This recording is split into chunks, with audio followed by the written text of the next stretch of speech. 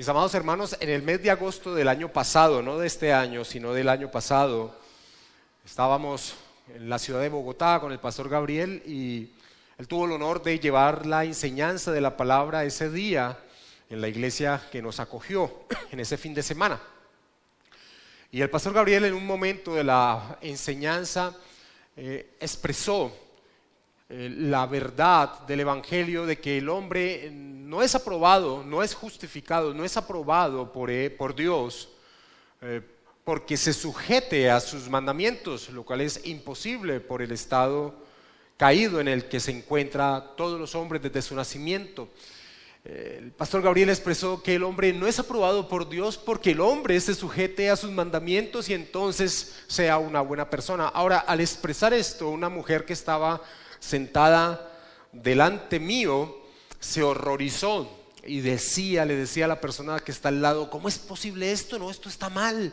Esto no puede ser así. ¿Cómo así que ser aprobados por Dios no viene a causa de someternos a su voluntad, de someternos a su ley? Para esta mujer fue chocante lo que el pastor Gabriel estaba expresando. Ahora, estoy seguro que no solo para ella fue chocante, sino tal vez para muchos de los que estaban sentados allí en la iglesia. Mucha gente debe haberse impactado al escuchar esta verdad, la verdad del evangelio, porque increíblemente esta verdad por supuestos cristianos no es conocida. Es más, yo estoy seguro tristemente que si hiciésemos una evaluación en este instante aquí en medio de nuestra congregación con la siguiente pregunta, que es una pregunta clásica, si preguntáramos: cuando estés delante del juez eterno, delante de nuestro Señor, ¿qué le dirías si te preguntara por qué te debo dejar entrar a mi reino eterno?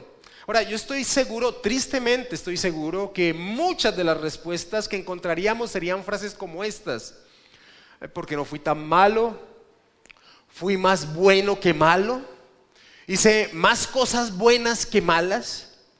O algunos con un barniz de cristianismo podrían decir: cuando conocí del Señor Jesucristo, ajusté mi vida en torno a su voluntad, en torno a su ley. O mi vida giró en torno a tu ley, podrían decirle al Señor. Ahora, todas estas respuestas son erradas en torno a cuál es la razón del por qué somos salvos, pero es la respuesta que comúnmente surge en la mente de los hombres. Es más, las religiones del mundo, las religiones que surgen a causa de la revelación general de Dios, no guiadas por la palabra del Señor, sino las religiones del mundo tienen ese principio. Llegarán a ser trascendentes en su existencia si han sido buenas personas. Ese es el concepto. Se ganan la salvación, podríamos expresarlo, dependiendo de cómo hayan sido. Hay una balanza hacia el final del tiempo donde se pesarán las cosas, y si esa balanza se inclina hacia las cosas buenas, pues entonces habrá pasado el listón y podría entrar en la salvación o en el concepto que tengan todas estas religiones falsas humanas. Ahora, si expresar, mis hermanos, y tal vez yo veo algunas caras aquí como chocadas también en este instante con lo que estoy diciendo, de pronto es primera vez que escuchan esto y venían con ese mismo concepto. Ahora, si expresar que el camino para ser salvo no es tratar de ajustarse a la ley de Dios, causa rechazo al día de hoy, como lo experimenté, y fue bien llamativo para mí ver la ofuscación de esta mujer. Si causa tal rechazo el día de hoy, ¿tú te imaginas lo que causaba entre los judíos la enseñanza del apóstol Pablo en torno a la imposibilidad de ser salvo por medio de guardar la ley? El odio, el rechazo que causaba la enseñanza de la justificación por la fe que el apóstol Pablo predicaba. Podemos tener un ejemplo muy pequeño de ello cuando el apóstol Pablo es apresado en Jerusalén. Dice que el apóstol Pablo entró al templo a cumplir un voto, y algunas personas reconocieron que era aquel que enseñaba que el hombre no es aprobado por Dios por las obras que haga, sino por la fe en la persona del Señor Jesucristo.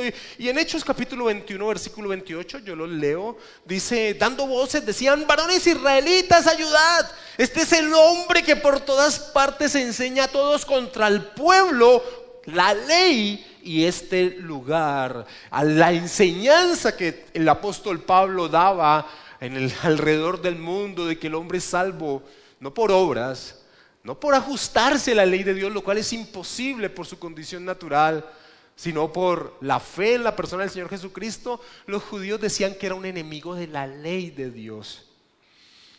El apóstol Pablo, en la epístola a los Romanos, después de exponer la condición en pecado en que se halla el hombre, llega a esta conclusión en Romanos capítulo 3, versículo 28. Él dice: concluimos, dice el apóstol Pablo en Romanos 3, versículo 28, concluimos pues que el hombre es aprobado por Dios, que el hombre es justificado por fe sin las obras de la ley.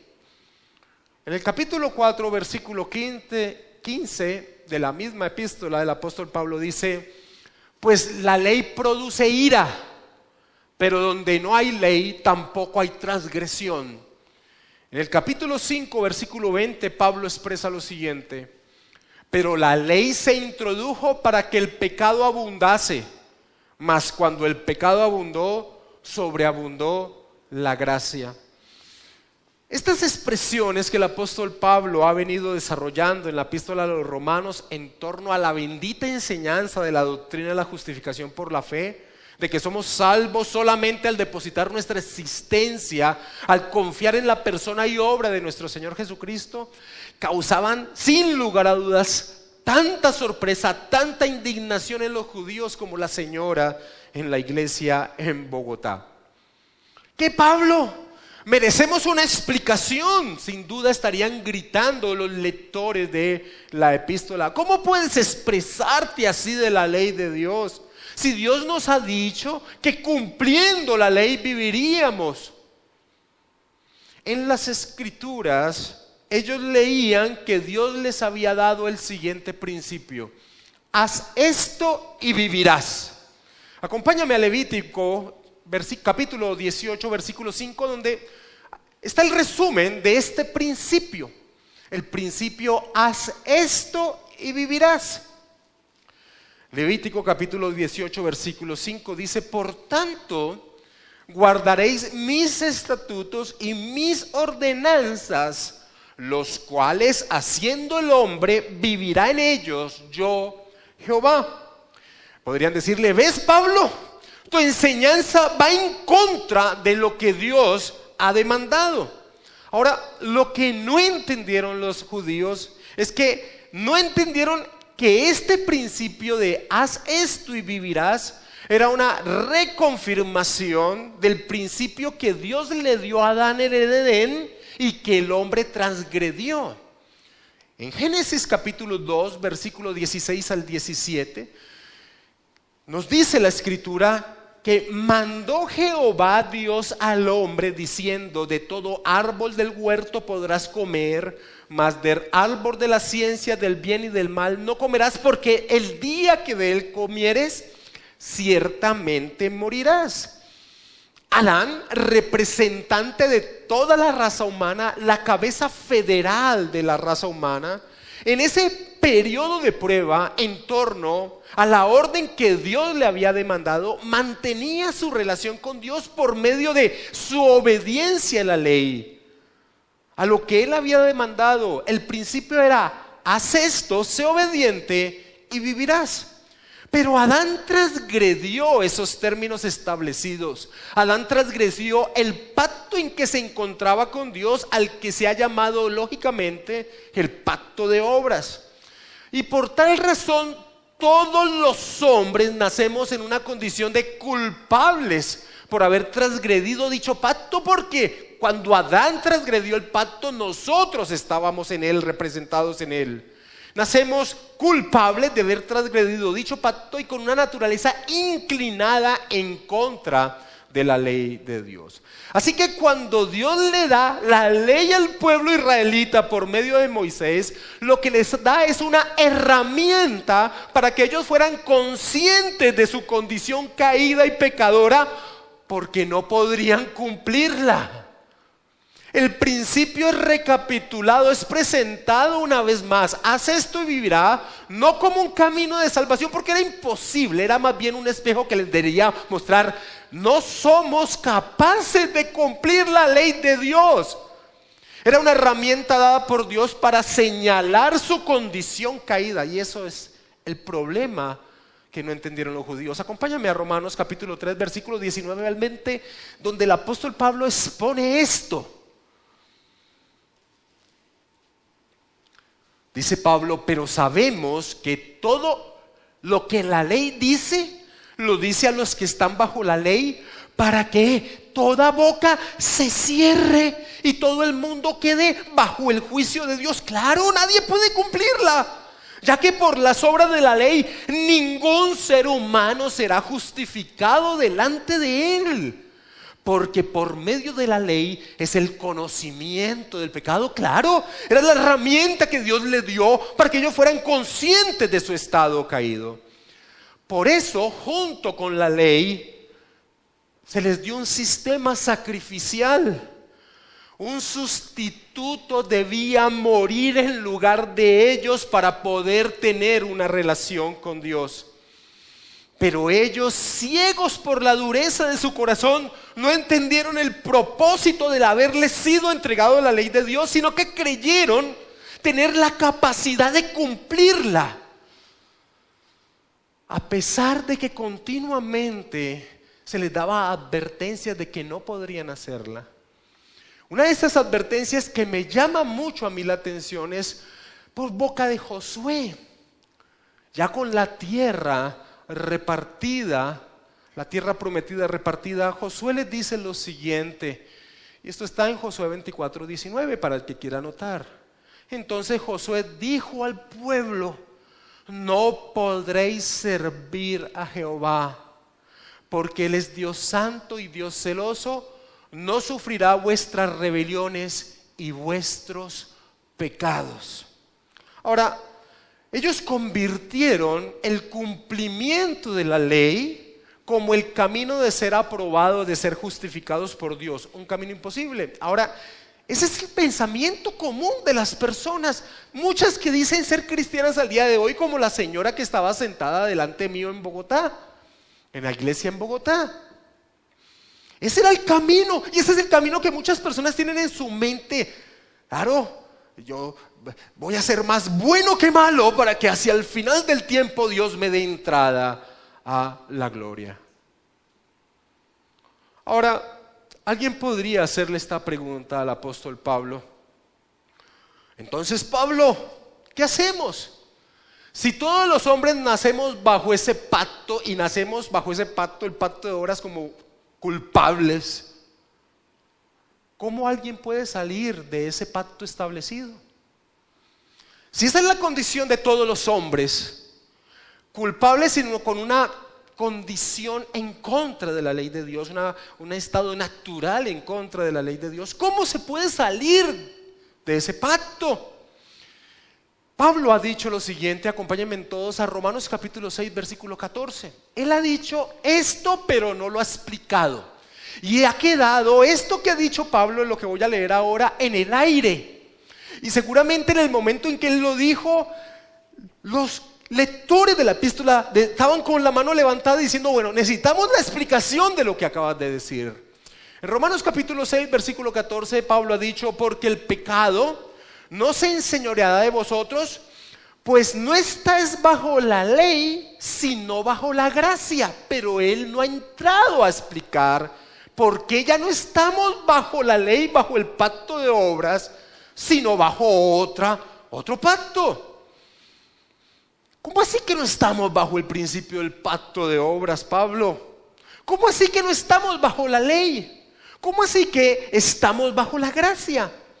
Es algo que Pablo expresó, pero no explicó, y estaban seguramente ansiosos los lectores de la epístola hasta este instante por la explicación que Pablo daría.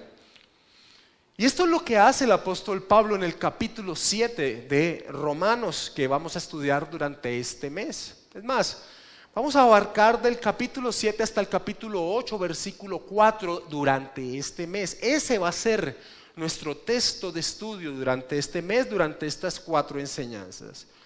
En este capítulo, incluyendo los primeros 4 versículos del capítulo 8, el apóstol Pablo explica la relación del cristiano con la ley. Es un capítulo vital, de gran importancia, porque como veremos en el desarrollo de este mes, tiene una afectación en entender lo que es ser un cristiano y en el desarrollo de su vida espiritual. En la mañana de hoy abordaremos los 6 primeros versículos donde el apóstol Pablo expone lo siguiente.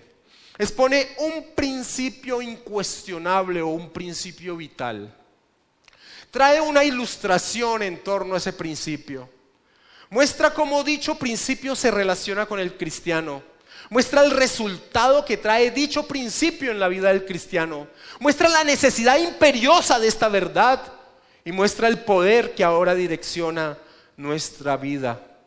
En estos 6 versículos que vamos a estudiar en esta mañana, Pablo responde a la inquietud de cómo es posible que no estemos bajo la ley, sino bajo la gracia. Y lo primero que hace el apóstol Pablo es exponer el principio, un principio vital en el versículo 1 de Romanos capítulo 7. ¿Acaso ignoráis, hermanos, pues hablo con los que conocen la ley, que la ley se enseñorea del hombre en tanto que éste vive? Ese es el principio. Ahora, el principio que va a exponer el apóstol Pablo para dar respuesta a cómo es que ya no estamos bajo la ley, sino bajo la gracia, se fundamenta en una verdad que los receptores de la epístola conocían. Lo que expresa el apóstol Pablo en el versículo 1 es que él está seguro que los receptores de la epístola conocían este principio.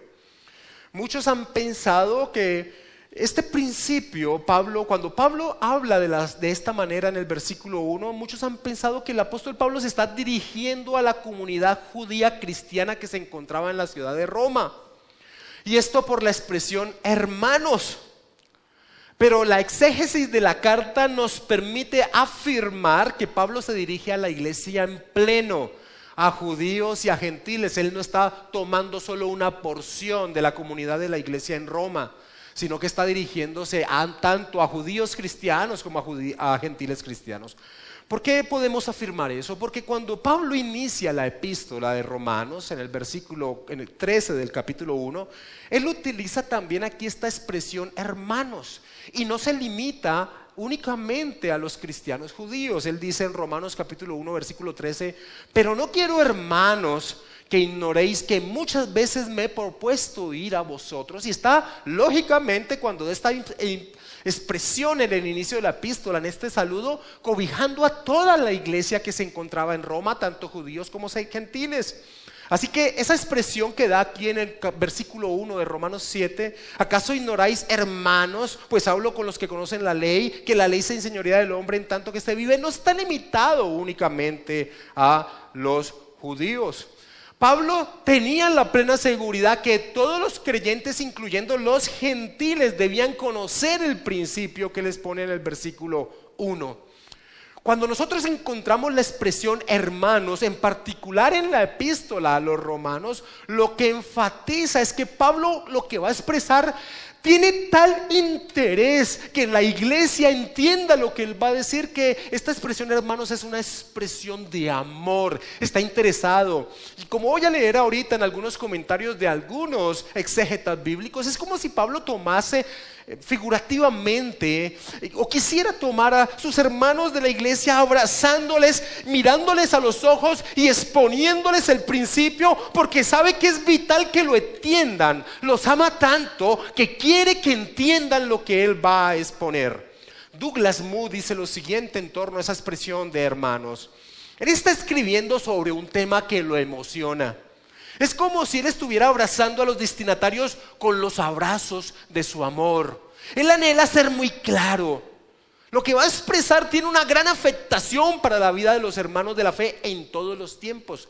William Hendrickson dice y supone lo siguiente: Pablo había oído a algunos de los miembros de la iglesia romana que tenían dudas respecto a la doctrina de la salvación solo por la gracia. De allí que es como si él, por medio de este término de afecto, hermanos, estuviera tratando de conquistarlos, rogándoles cariñosamente que pongan de lado sus dudas. Así que esta expresión, hermanos, lo que hace es enfatizar la importancia de lo que el apóstol Pablo va a expresar. No sé si recuerdan cuando estudiamos el Evangelio de Juan, que cuando el Señor Jesucristo decía: de cierto os digo, lo que venía a continuación había que estar muy pendiente en torno a lo que él iba a decir. Pues la expresión hermanos enfatiza el gran interés que tenía el apóstol Pablo en torno a lo que él iba a enseñar. Ahora, ¿cuál es el principio que Pablo expone en el versículo 1? ¿Cuál es ese principio vital que Pablo expone en el versículo 1? Es algo muy claro: que la ley solo tiene potestad en un hombre mientras éste vive. Ese es el principio, es muy claro. Ahora, este principio es aplicable tanto a la ley dada por Dios como a cualquier ley humana. La ley tiene aplicación sobre una persona mientras vive. Ese es el principio. La ley solo tiene potestad mientras el hombre vive, y tanto judíos como gentiles debían conocer esta verdad. Ahora, aunque tiene aplicación a cualquier tipo de ley, la carta a los romanos, cuando habla de la ley, lógicamente está haciendo referencia a la ley de Moisés. Es un principio obvio, es un principio claro. Y tan obvio y tan claro es que Pablo pasa a traer una ilustración del común de la vida en torno a la ley. Acompáñame al versículo 2 y 3, donde está la ilustración de este principio. Porque la mujer casada está sujeta por la ley al marido mientras éste vive. Pero si el marido muere, ella queda libre de la ley del marido. Así que si en vida del marido se uniere a otro varón, será llamada adúltera. Pero si su marido muriere, es libre de esa ley, de tal manera que si se uniere a otro marido, no será adúltera. Ahora, lo primero a decir en torno a esta ilustración que está en el versículo 2 y 3, la ilustración del principio que es puesto en el versículo 1, lo primero a decir en torno a esta ilustración es: ¿qué es eso? Una ilustración. El interés del apóstol Pablo aquí no es hablarnos acerca del matrimonio y del divorcio. Y digo esto porque muchos en torno al tema del divorcio toman este pasaje para llegar a una conclusión determinante. Ese no es el interés del apóstol Pablo aquí. Él está trayendo una ilustración al principio que acaba de exponer en el versículo 1. ¿Cuál? Que la ley solo tiene potestad sobre un hombre mientras éste vive. Si quisiéramos ahondar de lo que enseña la Biblia en torno al divorcio, si hay cláusulas que lo permiten o no, tendríamos que estudiar pasajes que hablan claramente en torno a esa intención, como Mateo capítulo 19 o Primera de Corintios capítulo 7. Pero lo que aquí tenemos en el versículo 2 y 3 es una ilustración del principio traído por Pablo en torno al poder de la ley sobre el hombre. Y la ilustración es muy clara, es evidente, no necesita explicación. Si una de las personas, esta es la ilustración, si una de las personas que componen el matrimonio, lo cual es un pacto delante de Dios, un pacto de fidelidad, si una de las personas tuviera una relación con otra persona que no fuese su cónyuge, claramente ha violado la ley y es merecedor del castigo. La ley lo condena, debe morir. La ley se enseñorea de su acto violatorio y dictamina juicio. Pero si uno de los cónyuges muere, en la ilustración el que muere es el esposo, pues la mujer es libre para unirse con otra persona, pues la ley del matrimonio ya no tiene cobijo sobre ella. Porque su poder estaba mientras los que componían la unión estaban vivos, pero venida la muerte su poder deja de ser. Esta es la ilustración que trae el apóstol Pablo. Y no debemos cometer el error, como muchos exégetas cometen, de tratar de relacionar al esposo o a la esposa o con Cristo o con la iglesia. No debemos cometer ese error. La intención de la ilustración es clara: señalar el principio. Ahora, lo que no podemos pasar por alto es que el apóstol Pablo haya escogido el matrimonio para traer esta ilustración, en el sentido de que el matrimonio es un pacto. Y una de las características que tiene un pacto es que solo se puede salir de ese pacto a través de la muerte. Y amados hermanos, todos los hombres nacemos bajo un pacto que quebrantamos, como expusimos ahora y como expusimos cuando estudiamos el capítulo 5 de Romanos. Todos nacemos unidos a Adán, todos nacemos bajo el pacto de obras como culpables de haberlo quebrantado. Esa es nuestra condición miserable y desesperada. ¿Cómo podremos salir de un pacto? ¿Cómo podemos ser libres del poder condenatorio de haber violado la ley de Dios? La respuesta es que solo a través de la muerte. Esa es la única manera.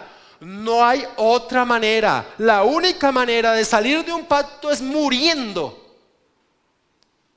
Y esa es la condición desesperada del hombre. Porque viene el aspecto de que morir bajo ese pacto es no tener ya posibilidad de poder salir eternamente de él. Es estar en esa condición eternamente. ¿Cómo podríamos salir de él, de ser libres del poder condenatorio de haber violado la ley de Dios? Solo a través de la muerte. Y eso es lo que el apóstol Pablo nos dice en la primera parte del versículo 4. Él relaciona el principio que ha expuesto y ha ilustrado con la condición real del cristiano. Versículo 4, y leamos la parte A del versículo 4. Después de traer el principio y ilustrarlo, lo relaciona con la vida del cristiano. Así también vosotros, hermanos míos, habéis muerto a la ley mediante el cuerpo de Cristo. Así también vosotros, hermanos míos, habéis muerto a la ley. Este es el pasaje clave de esta unidad de pensamiento, de estos 6 versículos. Hemos muerto a la ley. La ley ya no tiene potestad condenatoria sobre nuestra vida, porque morimos, o más bien se nos hizo morir.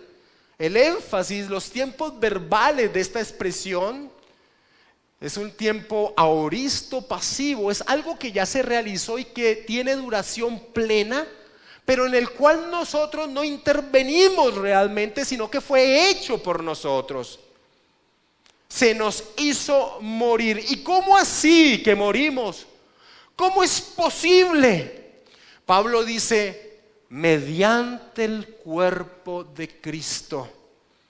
Antes de enfrentar su pasión, nuestro Señor Jesucristo instituyó el nuevo pacto en su sangre. Lucas capítulo 22, versículo 20.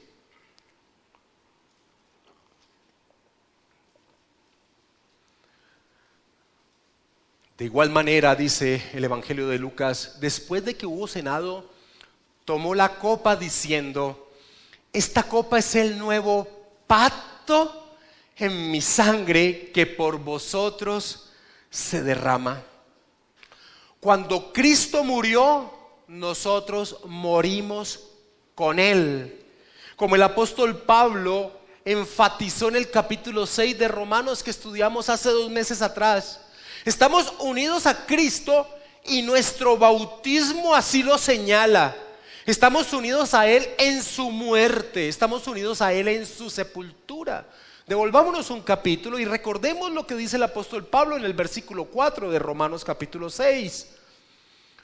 Porque somos sepultados juntamente con Él para muerte por el bautismo. Con Cristo estoy juntamente crucificado, dice el apóstol Pablo.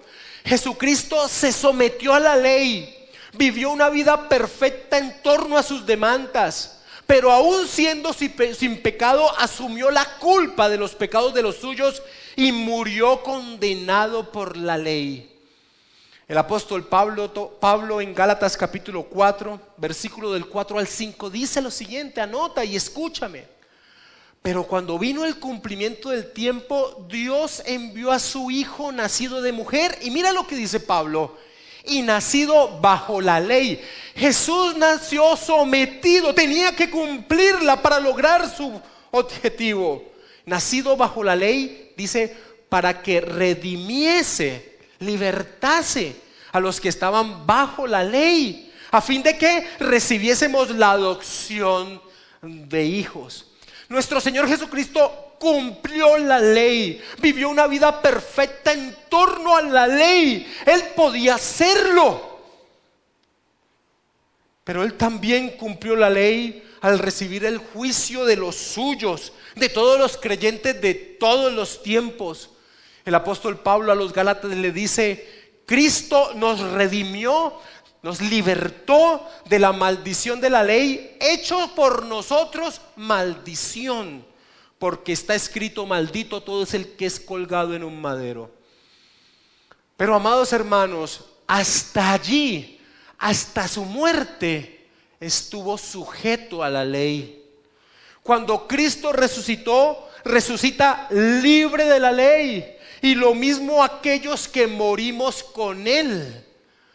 Morimos con Él, morimos a la ley, ya no estamos bajo el pacto de obra y resucitamos en una nueva vida, en un nuevo pacto. Cuando Cristo resucitó, resucita libre de la ley, y lo mismo aquellos que morimos con Él. Por eso el apóstol Pablo sigue diciendo en el capítulo 7, versículo 4, en la parte B, lo siguiente: para que seáis de otro, del que resucitó de los muertos. Y eso también lo simboliza nuestro bautismo. Y volvamos y recordamos lo que dice Pablo en Romanos 6, versículo 4. Porque somos sepultados juntamente con Él para muerte por el bautismo, a fin de que como Cristo resucitó de los muertos por la gloria del Padre, así también nosotros andemos en vida nueva. Esa es la manera, mis hermanos. Esa es la manera que alguien podría haber preguntado, pero ¿cómo podemos salir si todos los hombres nacemos en esa condición y de un pacto no se puede salir sino muriendo? Porque morimos cuando Cristo murió en la cruz. Porque resucitamos cuando Cristo resucitó, y ahora Dios nos ve en unión con Cristo resucitados.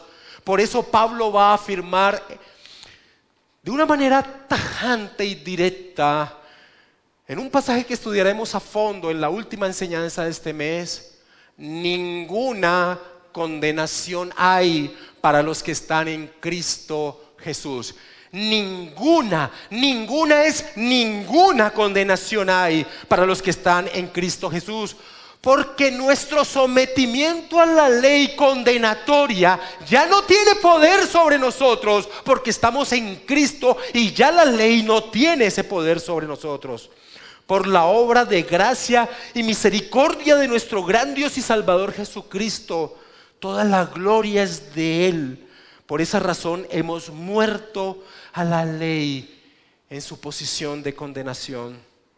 Ahora, cuando se expresa de esta manera la verdad del Evangelio, se prenden unas alarmas en muchas personas en torno a: y entonces no nos sometemos ahora a la ley de Dios. Lo que se está predicando desde el púlpito entonces es que ahora podemos vivir como queramos. Y hay que hacer entonces el siguiente énfasis en torno a cuál es el papel que ahora cumple la ley en la vida de aquel que ya no está condenado bajo ella. Diciendo esto, y para que el cristiano no malinterprete el alcance de nuestra muerte a la ley, hay que hacer siempre esta explicación. La ley para el cristiano ahora tiene otra función.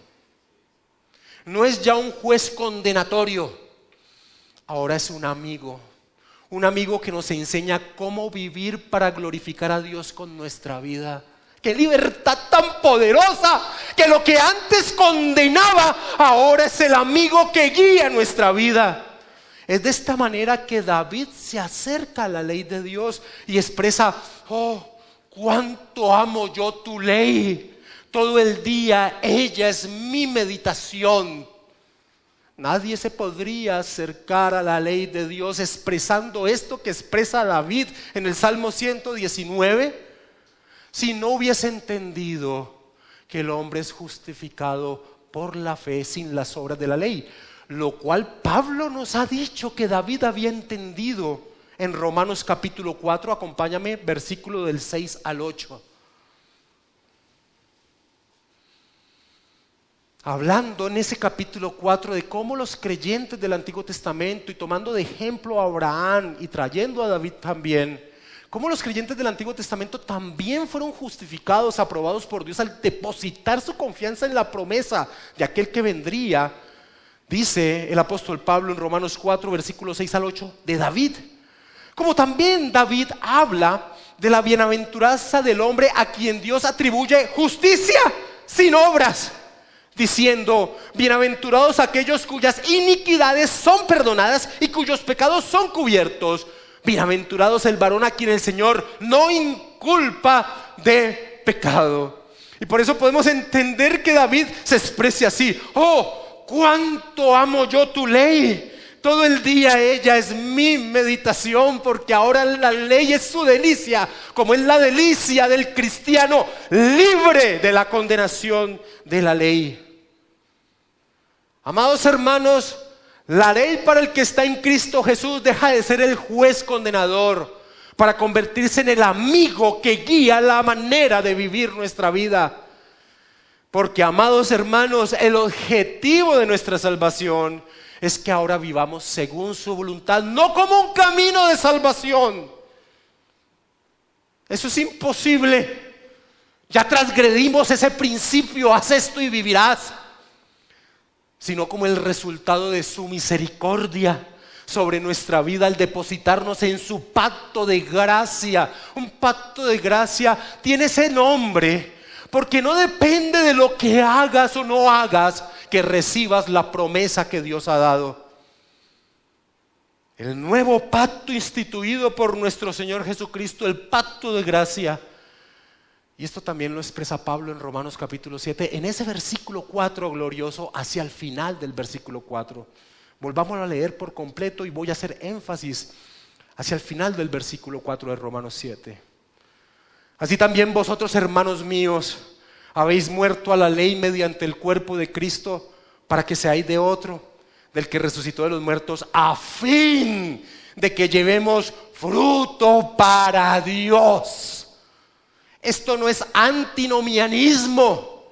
Esto no es desligar la ley de Dios como si no sirviese para nada. Esto es entender el papel que cumplió la ley y que ahora cumple en el cristiano. John MacArthur dice: como creyentes estamos muertos a la ley en lo que respecta a sus exigencias y la condenación que impone. Pero debido a que ahora vivimos bajo el régimen del del Espíritu Santo, amamos y servimos la ley de Dios sin reservas y con un corazón lleno de gozo. Así que, y utilizando la expresión de afecto del apóstol Pablo, así que, amado hermano, cuando tú pienses acerca de lo que es ser un cristiano, cuando te hagan la pregunta del por qué deberías entrar al reino de Dios, no pienses en algo que tú debes hacer. Piensa en lo que Dios hizo por ti. Ahora, después de presentar el principio, su ilustración, su relación con la vida cristiana, el versículo 5 y 6 viene la aplicación en torno a la vida del creyente. Y lo terrible, antes de entrarlos a ver, es que muchos que llevan por nombre cristianos piensan que ser cristianos es ajustarse a la ley de Dios para poderles ser agradable y ganar el derecho de entrar al cielo. Y usted sabe que es así. Tal vez usted haya llegado en esta mañana con ese pensamiento. Tal vez usted esté luchando allí en su ser con esta verdad. Choca con su naturaleza. Y yo le voy a mostrar un poco en esta mañana, pero con más énfasis el próximo domingo, por qué lucha tanto su naturaleza con esta verdad. Muchos que llevan por nombre cristianos piensan que ser cristiano es ajustarse a la ley de Dios para poderle ser agradable y ganar derecho a la entrada al cielo. Dicen, estoy a cuentas con Dios, no le debo nada a nadie, he perdonado, no tengo problemas, he ajustado mis cosas, soy un buen hombre, estoy preparado para ir a la presencia de Dios. Ahora, este tipo de pensamientos tristemente se encuentra entre muchos que se hacen llamar cristianos, debido a que desde los púlpitos se han convertido en lugares de predicaciones moralistas. Está prohibido tal cosa, no hagas lo otro, la ley de Dios demanda que no. Pero mis amados hermanos, la prohibición no es la base para vivir la voluntad de Dios. Martin Lloyd-Jones decía lo siguiente en torno a las predicaciones moralistas: enseñar moralidad es, en términos generales, una pura pérdida de tiempo. Lo mejor que puede hacer es asustar a ciertas personas timoratas contra ciertos pecados en particular. No hará nada más. No puede cambiar el corazón, no puede cambiar los deseos, no puede cambiar al hombre. Los mismos primeros cristianos judíos, incluyendo a los apóstoles, en torno a su fracaso, en torno a ajustar la vida en torno a la ley de Dios, expresaron lo siguiente en el primer concilio de la iglesia. El primer concilio se realizó, la primera gran reunión de la iglesia para tratar un tema difícil que era este. Había muchos que decían, es necesario circuncidaros y mandarles que guarden toda la ley de Moisés para que sean salvos. Y la iglesia en su primera gran reunión se reunió con los apóstoles y los líderes de la iglesia de Jerusalén, y la iglesia en Jerusalén en pleno. Y ante esa demanda tuvieron que expresar lo siguiente, reconociendo, dicen en Hechos 15:10, ahora pues, ¿por qué tentáis a Dios poniendo sobre la cerviz de los discípulos un yugo? Dice Pedro. Ahora pues, ¿por qué tentáis a Dios poniendo sobre la cerviz de los discípulos un yugo? ¿Cuál yugo? ¿De cuál estás hablando, Pedro?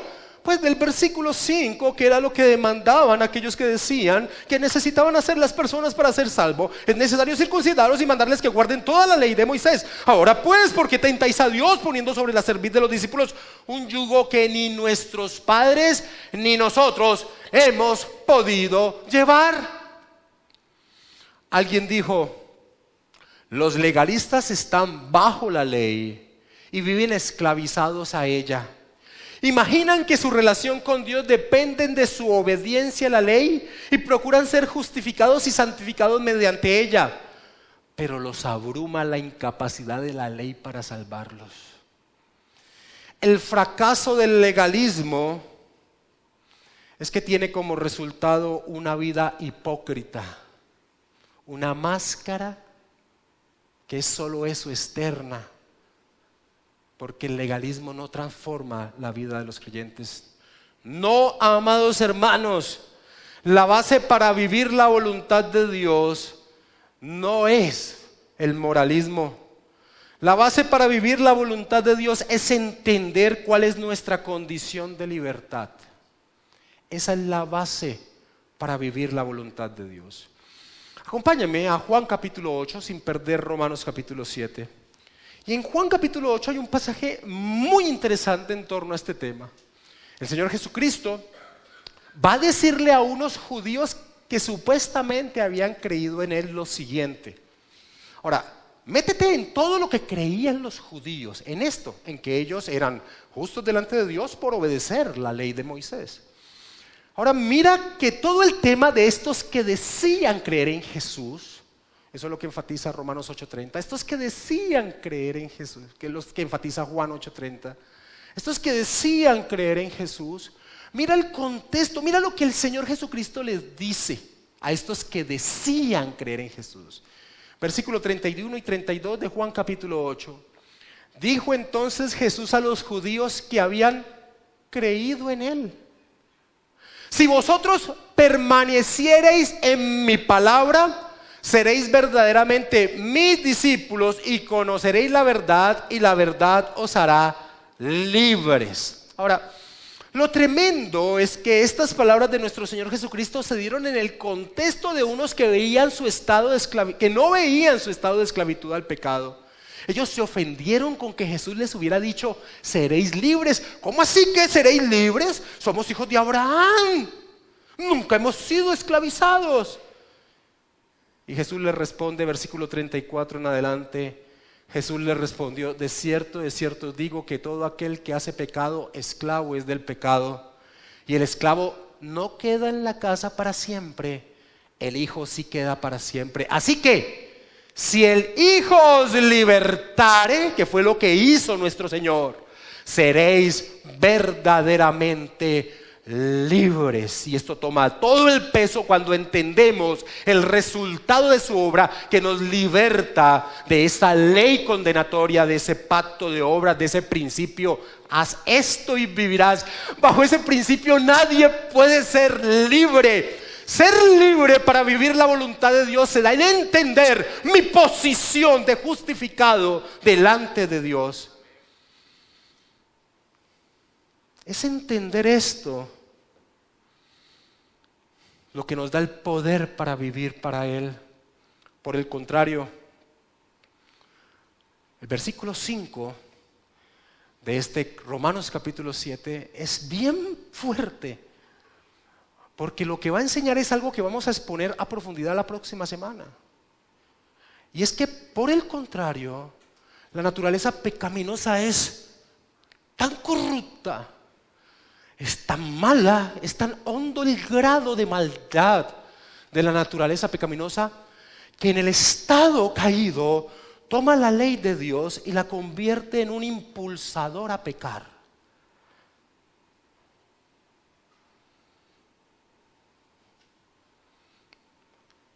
Romanos 7:5. Porque mientras estábamos en la carne, las pasiones pecaminosas que eran por la ley obraban en nuestros miembros, llevando fruto para muerte. ¡Qué brutal esto! ¡Qué tremendo esto! ¡Qué asombroso esto! Nueva Versión Internacional traduce: porque cuando nuestra naturaleza pecaminosa aún nos dominaba, las malas pasiones que la ley nos despertaba actuaban en los miembros de nuestro cuerpo y dábamos fruto para muerte. Pablo nos dice que una característica de la naturaleza caída del hombre es que toma la ley de Dios y la convierte en un impulso a acciones pecaminosas. Y esto lo trataremos a profundidad la próxima semana. La ley se presenta no solo fracasando en resolver el problema del pecado, sino realmente estimulando el pecado en la persona que está vinculada a ella. Esa ley que el judío consideraba un gran baluarte contra el pecado, en realidad es un instrumento que el pecado ha utilizado para producir más pecado. Pablo dice lo siguiente, acompáñame en 1 Corintios capítulo 15, versículo 56. Esto es tremendo. Esto es tremendo. Y este es el gran error de los púlpitos moralistas, que no entienden este principio que Pablo está presentando acá. Pablo dice en 1 Corintios capítulo 15, versículo 56: ya que el aguijón de la muerte es el pecado, ese es su poder, y el poder del pecado, la ley. Y el poder del pecado, la ley. Y Pablo nos está diciendo en Romanos 7:5 que la ley impulsaba, por el pecado que hay en nosotros, que ahí existía en nosotros, impulsaba acciones pecaminosas. Y mis hermanos, muchos cristianos, no entendiendo su posición en Cristo, no entendiendo que ahora están libres del poder condenatorio de la ley, y asumiendo que su vida cristiana se basa en su esfuerzo por sujetarse a la ley de Dios, llevan una vida de fracaso en torno a la mortificación del pecado, Porque parten de una base errada. Parten de una base errada. Pablo mismo mostrará, y esta será la tercera predicación de este mes, Pablo mismo mostrará cómo es una base de vida cristiana infructuosa basarse en un esfuerzo propio en pos de vivir para la gloria de Dios. Él mismo va a mostrar, y esta será la tercera predicación de este mes, en su vida misma cómo sería infructuoso basarse en un esfuerzo propio en torno a la ley para producir los frutos que Dios demanda. Ahora no voy a ahondar más sobre este profundo tema que trae el versículo 5 porque será toda la predicación de la próxima semana cuando Pablo ahonde sobre este punto. El apóstol Pablo finaliza expresando cuál ahora es el principio, la fuerza que dirige nuestra vida. No una serie de estipulaciones escritas que debemos cumplir para poder ser aprobados por Dios. Es imposible por nuestra condición caída, sino el poder del Espíritu de Dios que toma su ley y nos da el poder de vivir para glorificar a Dios con nuestras acciones. Versículo 6. Después de mostrar esa tremenda verdad del versículo 5, dice Pablo en el versículo 6, pero ahora estamos libres de la ley por haber muerto para aquella en que estábamos sujetos, de modo que sirvamos bajo el régimen nuevo del Espíritu Santo y no bajo el régimen viejo de la letra. William Barclay traduce este versículo de la siguiente manera: pero ahora estamos totalmente desvinculados de la ley, porque hemos muerto a todo lo que nos tenía cautivos, para servir no bajo la ley, no bajo la vieja ley escrita, sino en la vida nueva del Espíritu Santo. Y comenta él mismo: la obediencia cristiana ya no es algo impuesto externamente por un código escrito de leyes, haz esto y vivirás, sino una lealtad que surge del interior del Espíritu a Jesucristo. Mis amados hermanos, esto no debería haber sido una sorpresa para los judíos en la época del apóstol Pablo. Mis amados hermanos, esto no debería ser una sorpresa para alguien que se llame cristiano, porque tan claro era la promesa de lo que Dios haría cuando el Espíritu Santo viniese a la vida de los creyentes por la obra de nuestro Señor Jesucristo, que los profetas habían anunciado esto. Acompáñame a Jeremías capítulo 31 y después vamos a ir a Ezequiel capítulo 36, los dos pasajes por excelencia proféticos en torno al nuevo pacto, lo que Cristo instituye en su muerte.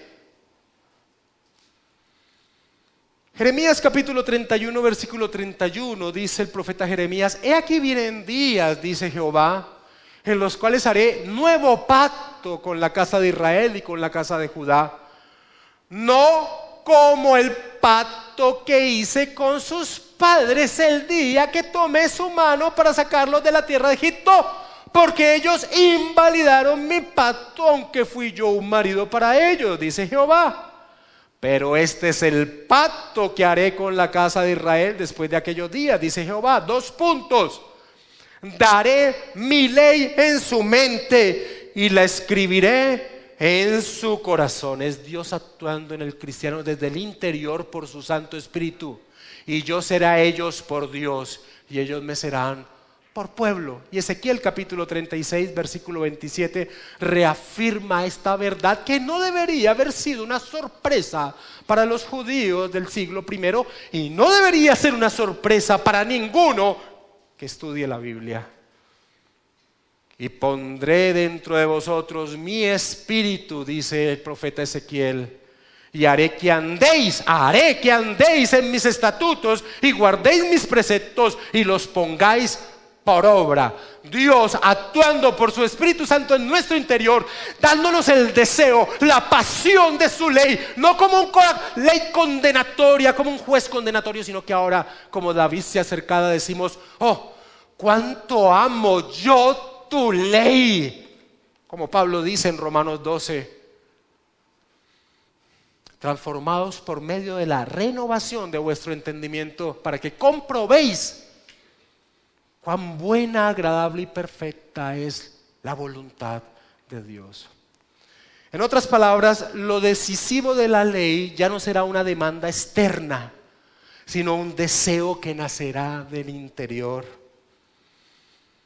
Pablo dice en Gálatas capítulo 5, versículo 18, y voy finalizando: pero si sois guiados por el Espíritu Santo, no estáis bajo la ley. Pero si sois guiados por el Espíritu, no estáis bajo la ley.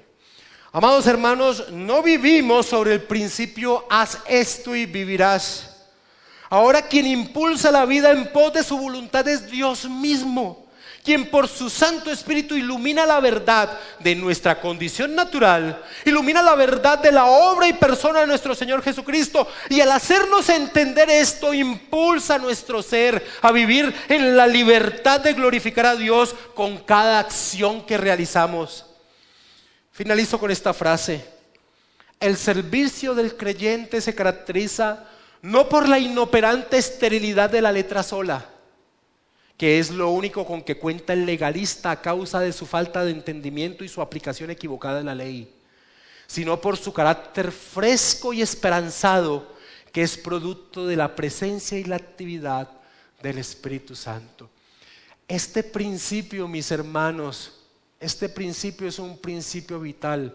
Hemos muerto a la ley para que vivamos bajo el régimen nuevo, bajo la dirección nueva del Espíritu Santo de Dios. Vamos a orar, mis hermanos.